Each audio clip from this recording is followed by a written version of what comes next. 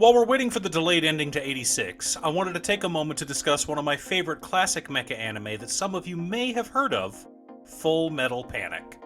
Based on the light novel series by Shoji Gato, the first season aired 20 years ago. Season 1 was made by Gonzo, the Babe Ruth of anime studios. Seriously, there's no such thing as a mid-tier Gonzo anime. They either knock it out of the park or strike out. Season 2 and the spin-off series Fumofu, which both aired a few years later, were made by what was then a very young studio that you may have heard of, Kyoto Animation.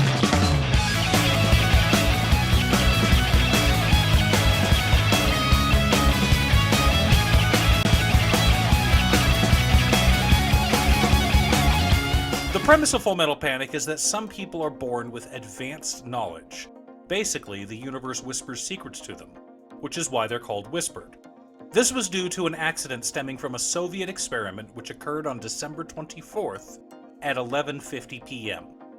Any child born at the same time as the accident was born as a Whispered. All Whispered have genius-level intellect. When it comes to math, science, technology, or engineering, they find these subjects easy and just intuitively understand them.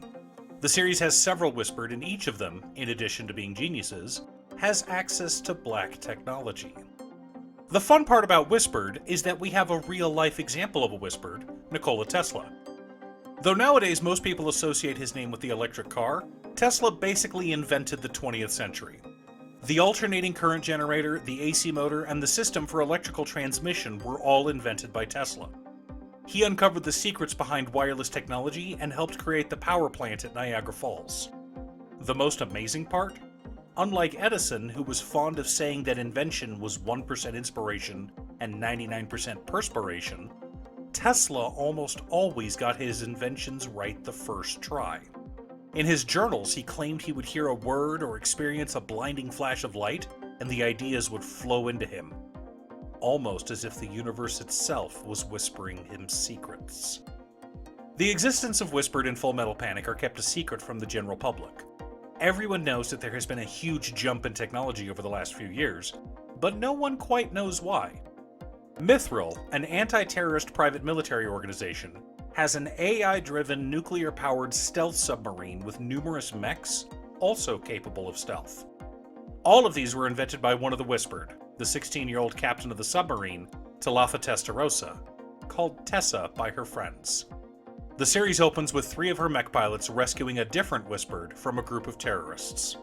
They easily overpower the terrorists with their advanced weaponry, and the 3 pilots, Sergeant Major Melissa Mao, Sergeant Kurtz Weber, and the protagonist of our series, Sergeant Sosuke Sagara, rescue the girl. When they return to their submarine, the Tuatha De Danann, they are given their next mission. They are to head to Tokyo and protect another Whispered, Chidori Kaname. It is decided that Sagara will enroll in Chidori's school in order to fulfill his role as bodyguard, while Mao and Weber will act as support. However, Sagara is not suited for undercover work. You see, despite being 16, the same age as all Whispered, he was a child soldier born and raised in the Middle East and has only ever known war. He reads Jane's Almanac and weapons manuals for fun, doesn't have a favorite band, hasn't seen any TV shows, is completely ignorant of fashion, lacks social awareness outside of the military, is paranoid about anyone getting too close to Chidori, and has no problem pulling guns in social situations. All of which lead him to be rather conspicuous. Despite his best efforts, Chidori is annoyed by Sosuke and she can't stand being around him. Until one day, when the plane her entire grade is on gets hijacked by terrorists and taken to a foreign country. Chidori is taken off the plane, and Sagara must rescue her. Season 1 of Full Metal Panic is a good balance between comedy and action. It's not a dark comedy by any means, you just have some scenes that are funny and others that are exciting and dramatic. The second season, called Second Raid, is much darker, but does still have some moments of comedy. However, between the two of them you have a series titled Full Metal Panic Fumofu. This series, while not technically canon, is pure comedy, and is an over-the-top slice of life centered around the daily high school experiences of Sosuke and Chidori. It is also the first ever anime made by KyoAni. In the aughts, it was common to have a sports episode in non-sports anime. Even Samurai Champloo had a baseball episode. But the rugby episode in Fumofu remains my favorite sports episode in any anime ever. There was also a third season, Invisible Victory, which aired back in 2018. This season was animated by Zepic and relied heavily on CGI. It was also the darkest of the seasons, showing the horrors of war up close and personal. While Sosuke may have grown up around guns and death, Chidori grew up in Japan and isn't used to violence, and this season does a great job of exploring that dichotomy. With the exception of Volume 6, we've had anime adaptations of every volume of the light novel series, except for the last 3, Volumes 10, 11, and 12. Though the series does continue down a dark path, I assure you, the ending for Volume 12 will make you jump for joy. Currently, I'm in the process of collecting the leather-bound special editions. Each one contains 3 volumes of the light novels. The 4th one releases on July 5th, and I can't wait to get my hands on it. This series has been dear to me ever since I watched the first season back in the early aughts. I hope the climax eventually gets animated, but I haven't heard if that's going to happen. For now, it will live on in my imagination. But if you don't care about getting the special editions and want to read Full Metal Panic right now, you can pick up the entire series on Bookwalker. Link in the description below. So how does 86 compare to Full Metal Panic? And what made me want to do a video on Full Metal Panic after watching 86?